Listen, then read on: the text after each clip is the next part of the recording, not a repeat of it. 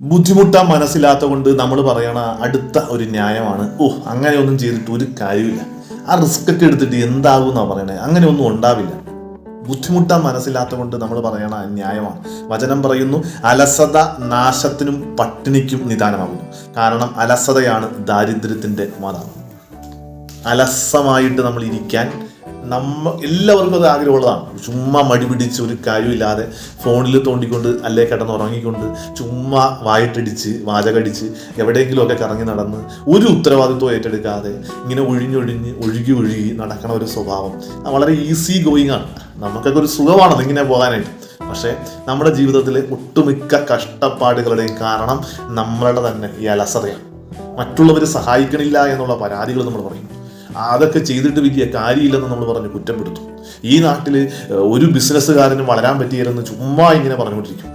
എല്ലാ കുറ്റവും മറ്റുള്ളവരുടെ മുതുകത്തേക്ക് ചേർക്കും. ഒന്ന് ആലോചിച്ച് നോക്കണം. അതിനേക്കാളും ഒക്കെ നമ്മൾ കുറ്റപ്പെടുത്തേണ്ടത് നമ്മളുടെ തന്നെ അലസതയെ അല്ലേ എന്നുള്ളത്, നമ്മളുടെ തന്നെ ഈ മടിയെ അല്ലേ എന്നുള്ളത് തിരിച്ചറിയാൻ പറ്റട്ടെ. ഈശോ നമ്മളെ അനുഗ്രഹിക്കട്ടെ.